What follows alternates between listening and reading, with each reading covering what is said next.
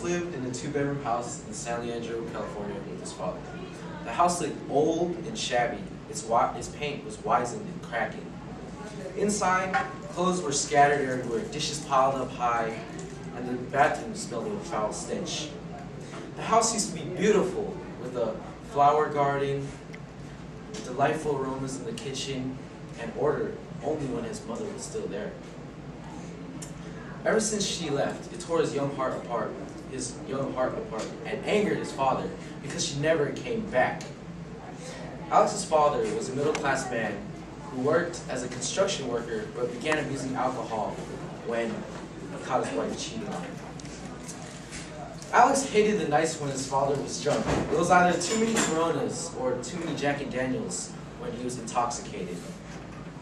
When the neighborhood lights were out and Alex was sleeping, his father would come in, slamming the door and yelling at the top of his lungs. Those nights, Alex felt as if the house could crumble down from the rising decibels of yelling. Alex couldn't bear his father's yelling because he would always be the one blamed. Some nights he was either, "Who the hell do you think you are?"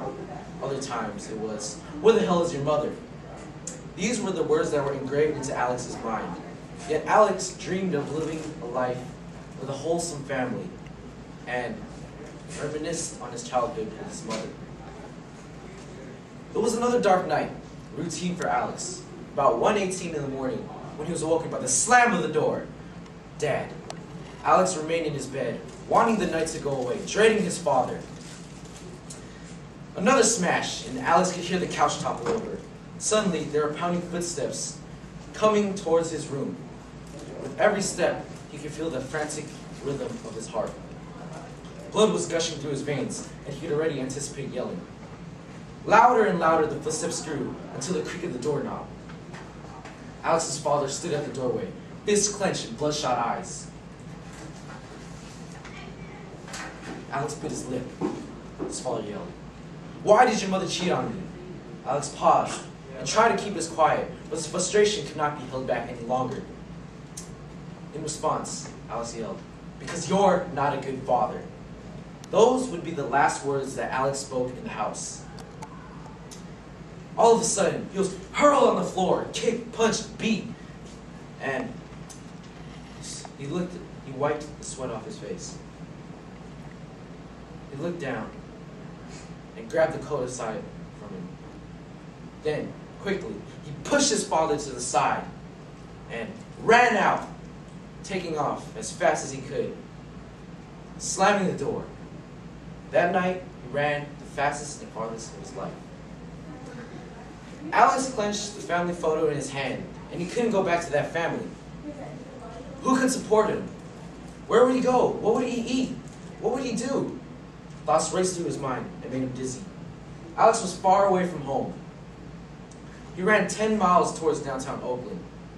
Oakland was dark and gloomy, and he could smell the stench of his own sweat. Traffic lights blinked red, yellow, green, and cars passed by. The first night without a family was the most memorable night for Alex.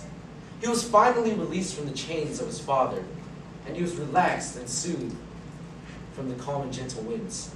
He could only hear the sounds of cars bustling on the street.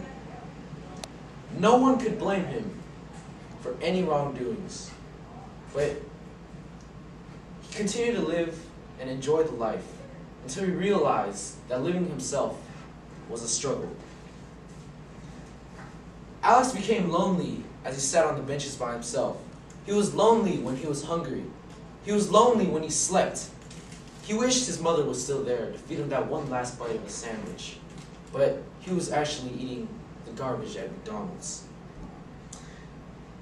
Some days, Alex sat on the benches of Snow Park, and he could watch the sun glisten on top of Lake Merritt. It was always such a beautiful sight, but Alex looked at himself.